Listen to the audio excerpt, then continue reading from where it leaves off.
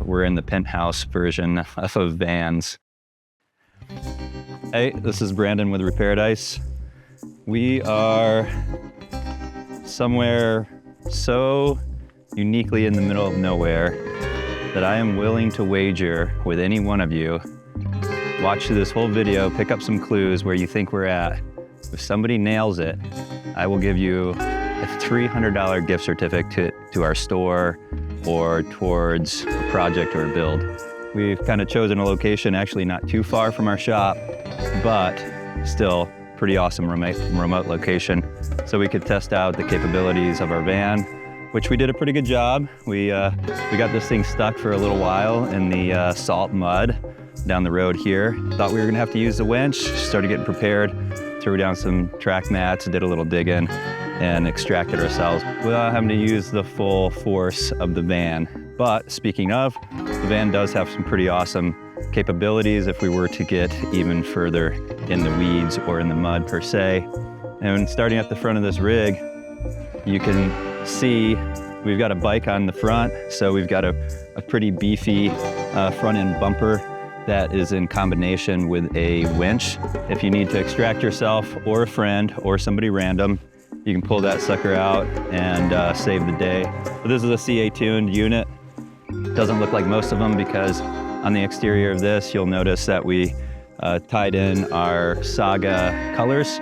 So we did some powder coating to kind of make things pop, our wheels, side steps, roof rack, and then the front bumper kind of has a little bling to it. It's pretty fun. We mounted a couple of Code 4 LED front lights. Amber cuts through the fog.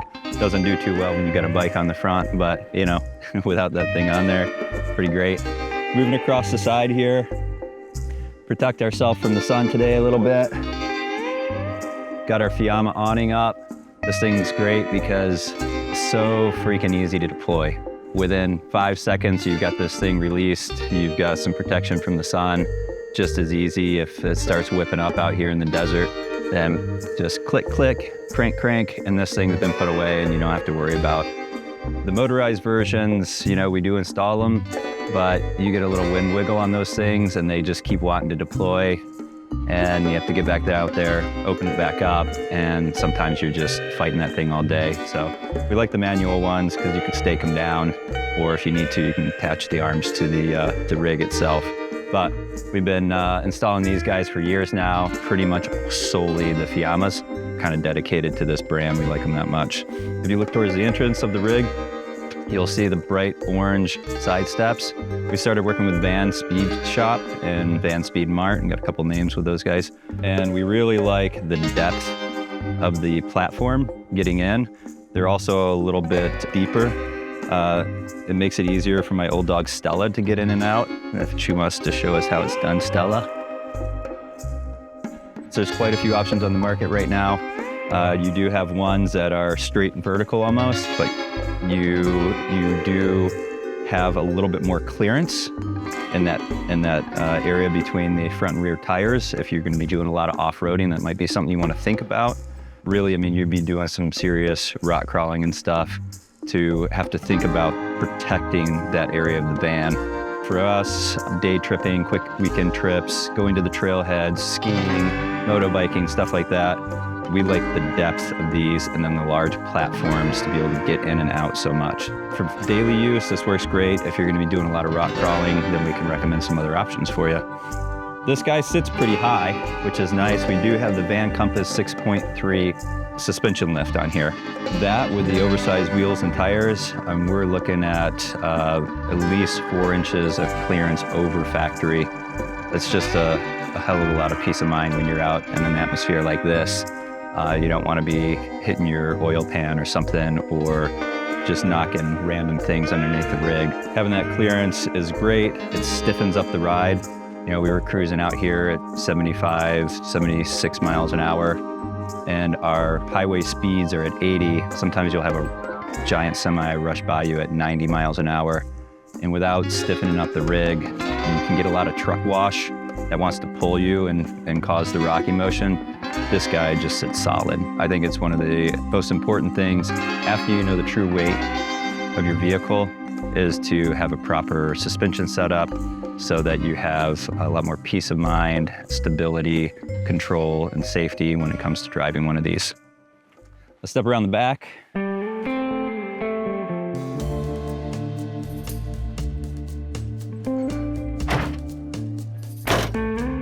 Come on, Stella. So we've got some more van speed products on the rear. Rear step slash bumper area is great because it's just a big platform. Getting in and out, you have a kind of a nice launch area into the van. Also, if you've got muddy boots, ski boots on, crap all over you, whatever, you can use that as an area outside to drop your gear and let it chill while you clean it off. You know, you got a little shower in the back too, so if you want to leave some stuff on the back and then rinse some stuff off, you can kind of let it chill out there and drain. Right here, we've got one of their carrier systems. It's multifunctional. This guy we use for water, so we carry extra water in here, but they've got a few different options you can toss on there. You can see all of our remnants from today, using these guys to help dig us out of a mess that we got ourselves into. But a lot of times we'll throw firewood, random stuff in there. The whole thing is surrounded, of course, if you step back and look over our roof rack, which is one of our own racks, loaded with spotlights. So off the front, we do have a full light bar. Around the other sides of the vehicles, the south, east, and west side, we do individual lights so that you can move them and control them up, down, left, right. We use amber. It's just easier on your eyes at night when you're camping. But we do have clear lens options if people are looking for that. Move around to the driver's side. See a continuation of the side steps here and a little bit more of the profile of our roof rack. We're getting ready to release a version 2.0 on the rack. We really like this design. If you look towards the front, you'll see how well it hugs the forehead of the van. Like, you don't have any wind noise, you don't have any air that goes underneath, you don't have any lift, you don't have any drag right there. It's just the perfect profile with the head of the van. It does take a long time for us to put together, and so our version 2 is to kind of speed up the build process and also have drop-in points for things like the lights, so you don't have to drill into it. The awning will have an automatic, for our Fiammas, we'll have an automatic locator for the 10-footers, and then on the 170s, it'll be for the 13-footers. Drop-in racks on the roof that are a couple different sizes, and there'll be walking platforms, ease of dropping in the ZAMP solar panels. So excited about getting that guy out here pretty soon. But now that we've explored the exterior of this beautiful rig, it's time to move inside and check out and see what we did.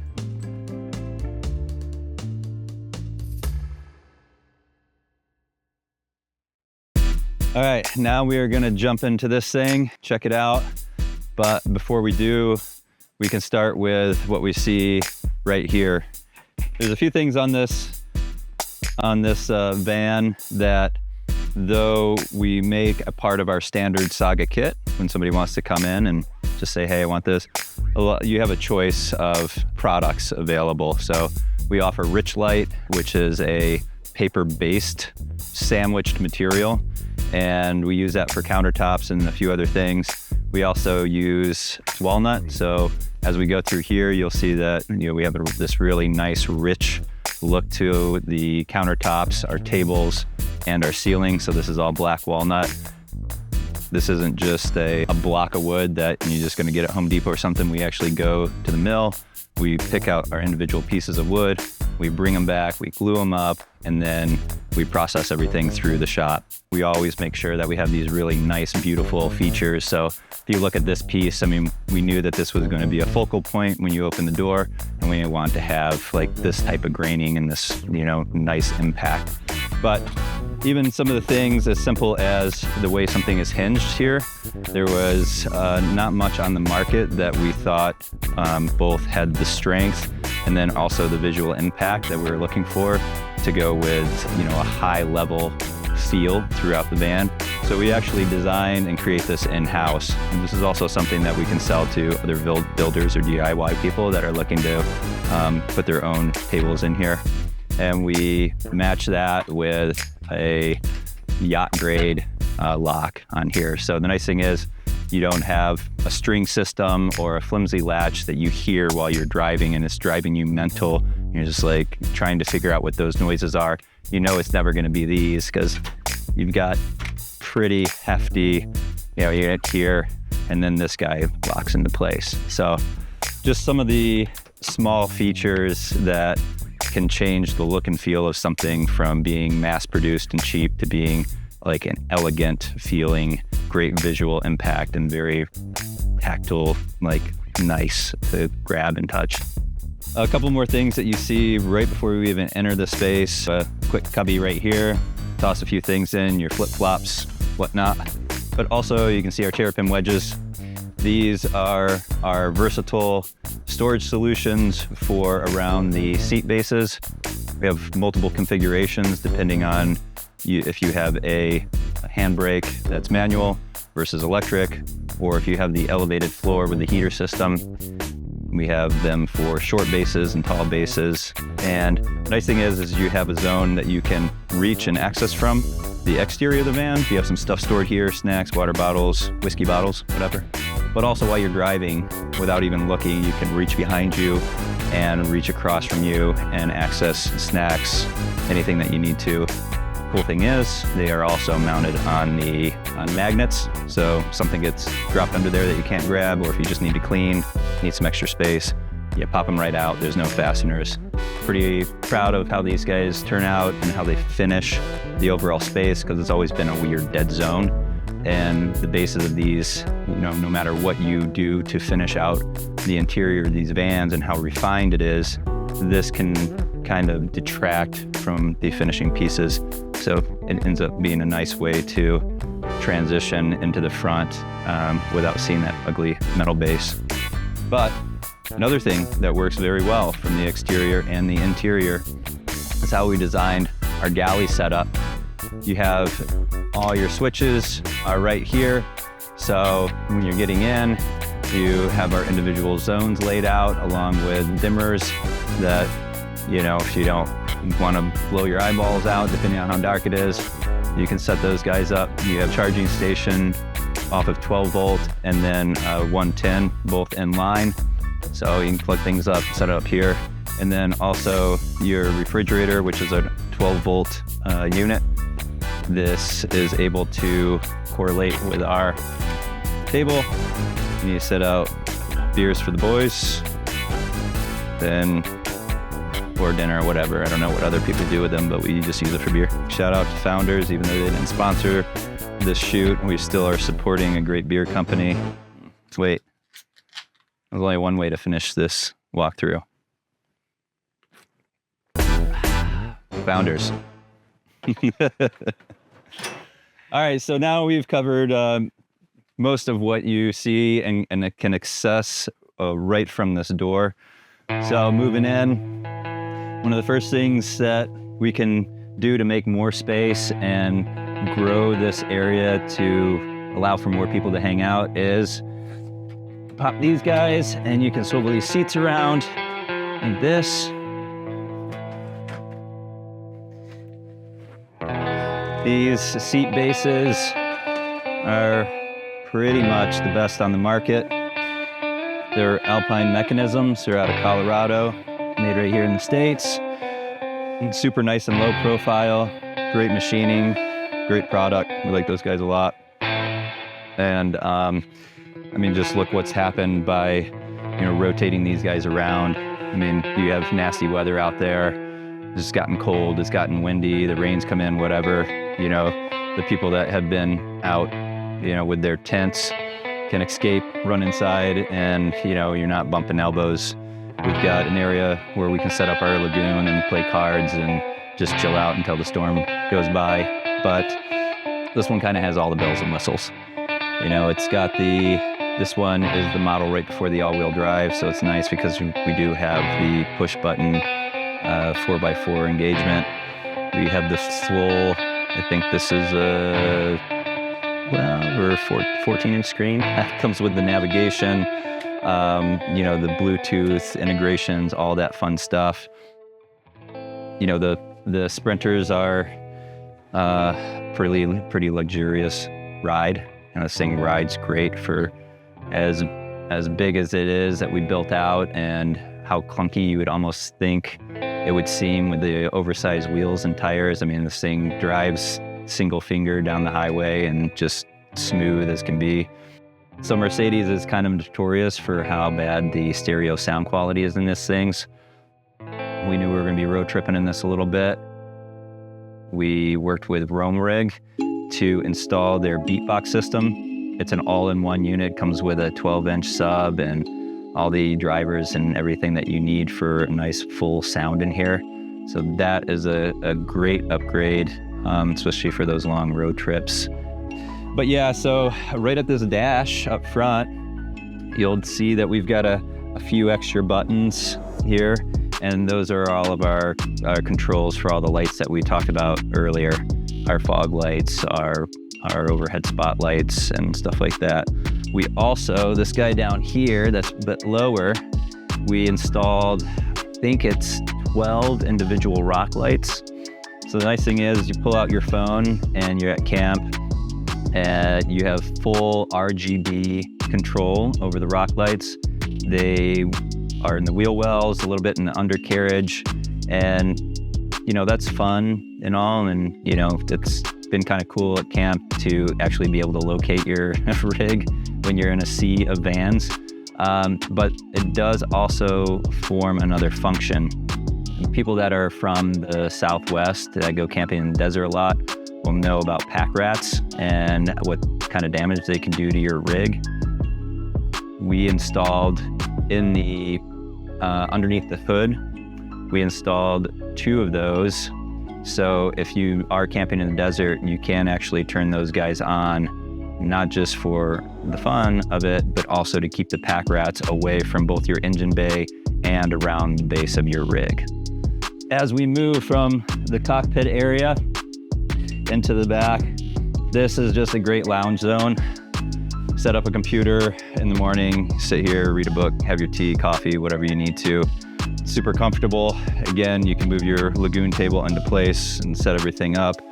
If you're on the road and you need to do work and you've got a satellite for your Starlink for internet, or you have hotspotted or you need to do some work, then you can set up and fully work while you're on the road and not feel claustrophobic. So this area underneath is just a ton of storage. On our bigger versions, we got tons of place. On our 170s, we actually turn this into a bed. We'll have a little bit less space in here. Nice spot too if you want to pop this open. These are the Arctic Turn windows. You pop this open, great cross ventilation. These guys open up really wide, which is nice. So tons of airflow. Right above me is one of our cabinets. We have multiple lengths. I think we have 5 lengths now of these cabinets, so they fit in a lot of different scenarios. These come with the switch, the recessed LED light strip. We use FlexFire LED, batch test all their LEDs that come out, and so you don't have to worry about these things yellowing, bulbs burning out, or diodes burning out, stuff like that. Good quality company. We also make all of this out of our ultralight ply. We are the only importers in the United States for ultralightply.com. Check it out if you want to learn some information, get some specs. The nice thing is it's a 13 ply core ultralight. It's the most plies in an ultralight on the market right now. So you get a lot of stability, holds fasteners real well, holds laminate really well. We don't really have any problem with cupping, movement, stuff like that. Weight savings is a big deal in these vans. A lot of people that are building out a Baltic birch, there's been a lot of problems with Baltic birch lately too, as far as the quality goes and what people are getting now, especially with the sanctions and stuff coming out of Russia. This has been an awesome alternative for both sourcing a product that's basically sanctioned, something that comes in at 40% lighter than Baltic. With our rig, being able to save hundreds and hundreds of pounds just through our cabinetry translates into many different things. You save on gas, your tires, your engine wear and tear, like all these different things by lightening the load on this then you're gonna have a longevity of the van basically. But on our cabinets, the nice thing is we do recessed magnets on here also, so you have one less mechanism that can basically fail. And also it's a very nice, clean, contemporary look across the face, nothing to hit, nothing to bump. So I'm standing at the galley. This is the kitchen, the workstation.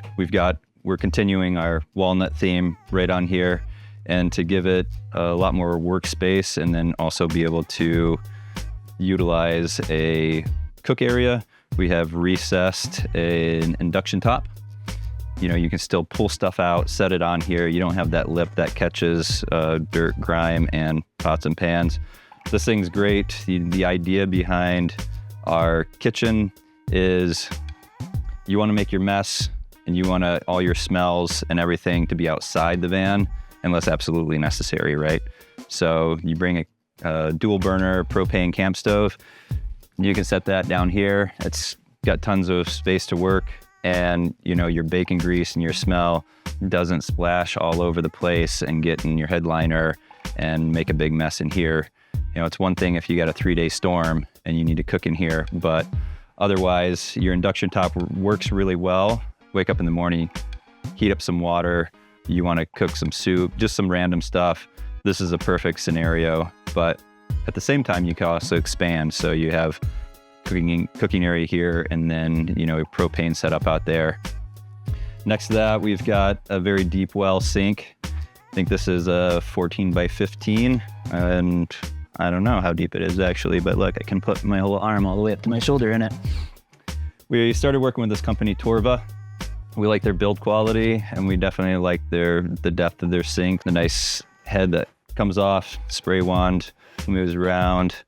And so far, yeah, we've decided to start moving towards working with this company. We like the contemporary look and feel of everything.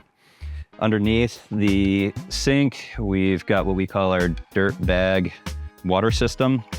This is just the partial dirt bag.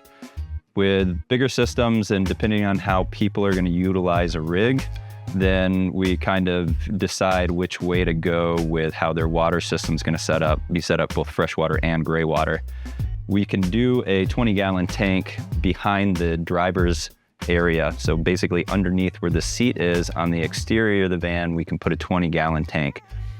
Now, if you're going to be traveling a lot, living in this thing, using it extensively, then it's a good reason, maybe a shower, stuff like that. It's a good reason to put in a 20-gallon gray water tank. But we can warrior stuff, trailheads, you know, going for 1 or 2 weeks over the year at a time. One of these guys works just as well. So these are just 6-gallon water containers that we've got a little quick connect on the top. Pop that thing out. You can dump it into a sink, a toilet, into a field. Generally, it's pretty benign waste. You know, it's washing your hands, brushing your teeth, stuff like that, washing some dishes. So usually nothing that's going to be too bad for the environment.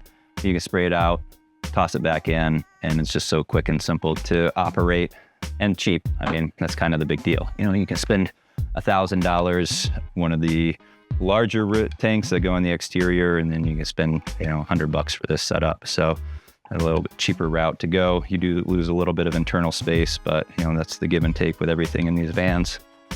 Directly on the opposite side, we've got a floor to ceiling closet and storage. Starting on the bottom, we have an area for a cassette toilet. So this guy will just slide out, use, put away, clean out when you're ready. Above here, this is our exhaust for our heater. This is this is a part of our water and heat system, which we'll go over here in a little bit, but pretty powerful unit, great BTUs, some great storage here. And I mean, speaking of storage, this, for such a small van, it's got kind of an insane amount of storage. We've taken this out for weeks at a time to go to van shows and do some camping and photo shoots. And we'll pack this with everything that we need.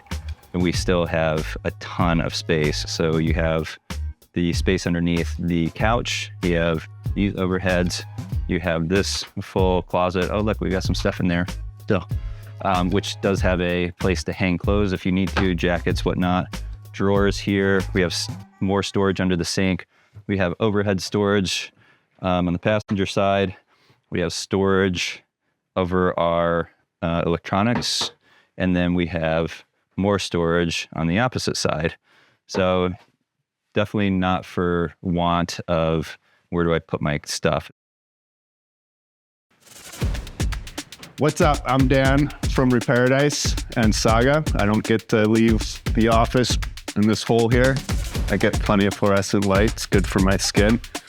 If you like this content and you want to support us, we've got new merch on our site, featuring artwork, original artwork, no AI stuff going on here, all hand drawn. And it's on the back of these sweatshirts. They're available on our website. Picking this up will help keep content rolling out to you guys.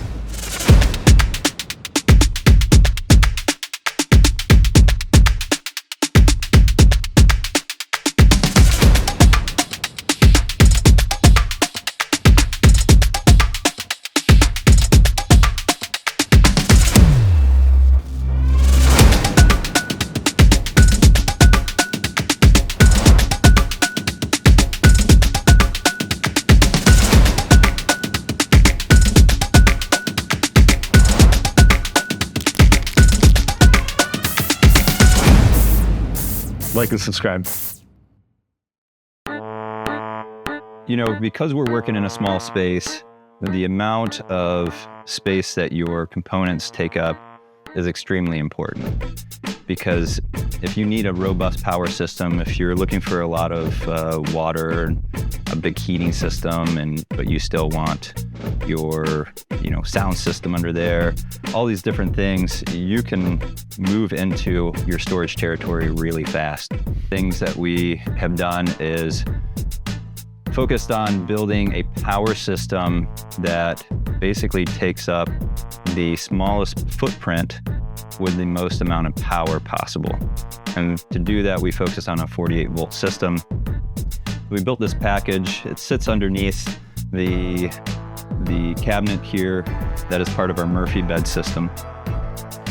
And if I remove this little access panel right here, you can see our battery bank. It's pretty unconventional.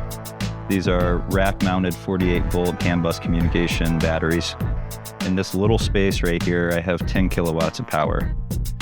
Now, to get an idea of what that means, space-wise, if we were going to build a conventional power unit, between our power system down here and the batteries, if we were going to build a 12-volt system in the equivalent kind of a traditional way, it would take up 100% of this cabinet. And even the lower section would be actually larger because the inverter would take up a lot more space than it does down there. So the unit would probably come out a little bit further, it'd go into the back, the cabinet further, and then it would take up all of this space. So by focusing on consolidating all these components and working with the company Dynes to help develop an RV-specific 48-volt battery, then we're able to give more storage to the van. So, traditionally this whole area would be gone. One of the benefits, one of the other ones is definitely the rechargeability. With this setup, we do have one of the fastest recharge times in the industry. So we can recharge 10 kilowatts of power in 2 hours with our secondary alternator. So this does have Nations, shout out to Nations, Nations alternator to power, that's our generator basically to power this battery bank. And it also does have a heated core. So it's a smart heated core. So it does not self-consume, one of the few batteries out there right now that work in that way. So if you want to take a deep dive into our power systems, then we do have some other videos out on YouTube that really kind of break apart what we're doing and how everything operates. And Chance is going to be the one leading those talking points. But The power system in these is not just focused on the batteries in the system. We also focused on the harness and how it ties in. We worked for about a year and a half or so to create a wiring harness. After we perfected everything and designed it how we wanted to, we decided to outsource it to a company that is a military contracting company. They work up near Hill Air Force Base north of Salt Lake City. And they pull all of our wiring, do all of our wiring harnesses for us in their military contractor approved facility. And so once everything's done, we bench build our electrical box, and then we drop it in place, and the whole wiring harness, we put it in about 20 minutes and it just clicks into place and you're done. So we don't have to tie every single wire, lay on our backs and tie all our wires into place. So it's very convenient. It also helps in the future if there's any troubleshooting to do. When you undo the harness from the pigtail that goes to the power plant, everything's got a schematic. It's numbered for a schematic. So you can quickly do resistance tests to any problem that came up and discover if it's on the consumption side or the power plant side, and go from there. It kind of helps with future issues, speed things up, chasing down wiring gremlins, stuff like that. Pretty proud of that system. As we move to the opposite side of the rig, this is where we house our water and heat. So on the base of the cabinet, we have 20 gallons of fresh water, a little bit more storage. We have some of our cutoffs. We store our awning cranks, stuff like that. A few little randoms in there, but the tank takes up a lot of that space. Right above there in this cabinet is where the AquaHot water and forced air heat system works. This is a glycol fed system, pretty high rating BTUs. So, we also work with the SBAR systems that sit underneath the passenger seat. For people that are looking for more, four-season use, this is a great system to do a little research on. It's very efficient, pumps out a lot of heat, and works very well to be integrated with the instant water, hot water. This guy, we don't have any kind of a shower off the front or anything. But what we've done is we put a system off the back. You pop these two back doors open.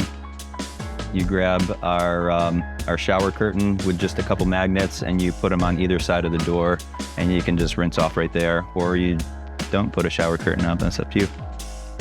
But you'll notice right here our big SAGA logo and this piece of hex ply, which we also supply. If you're interested in some of this hex ply faced ultra light core plywood.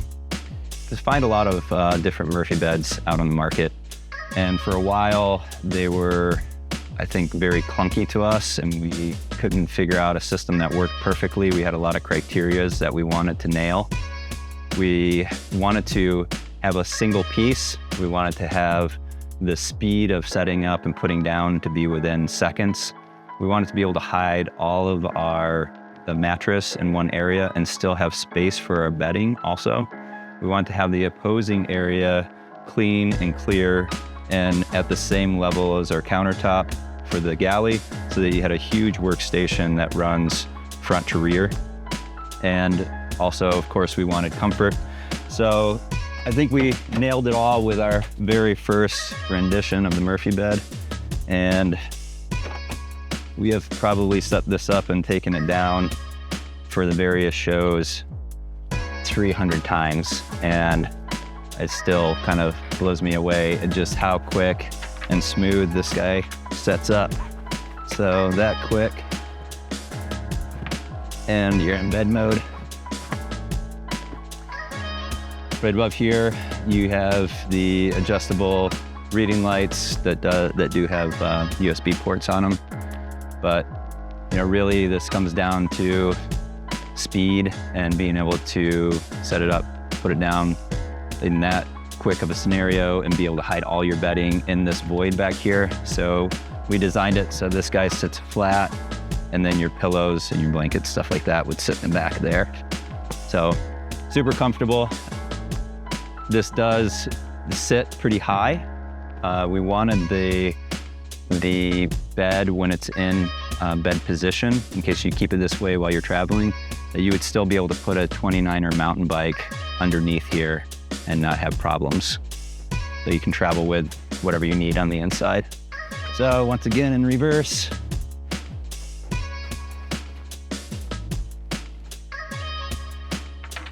Bam, done. Our power system and the controls for our water and heat are all located right here. Pretty user-friendly, you know. See, it says off. Well, I can just hit that button and now it is on. You can set your temperature and your water heat just as easy. And then you go up here and then these are all your controls for your electronics.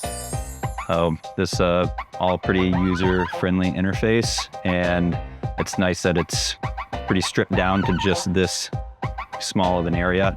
You don't have 15 different controls to worry about for all different things. So, and it's nice and clean. You don't have stuff just everywhere. And it's one of our design points was to have the interior kind of as modern and clean, easy, and a lot of flow to it.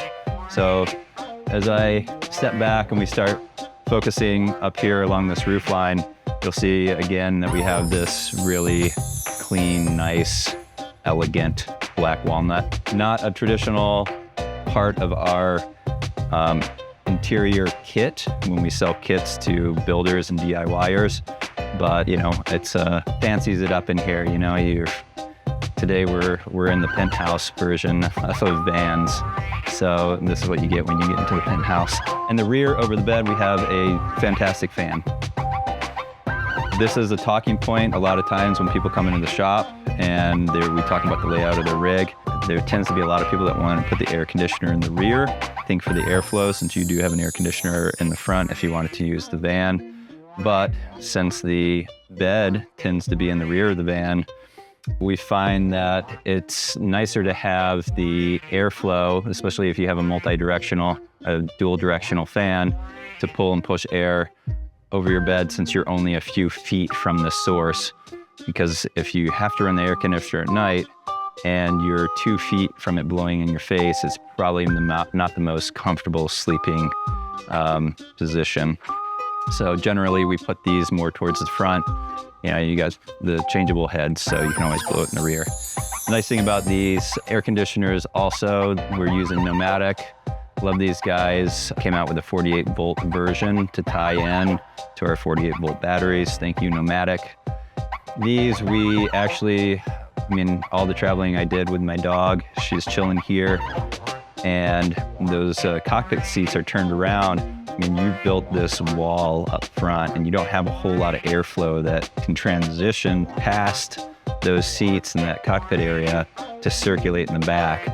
So it's great to have one of these while you're driving to just keep this rear cool and keep your kids or your dog, comfortable at a comfortable temperature. So that about covers it. Appreciate you guys watching this long-winded walkthrough of our van. But if you have any questions about it or having a build done by us, or maybe you want to come by the shop and bring us beer and check out and do a tour, then feel free. You can reach out to us at our website, reparadise.co. Thank you.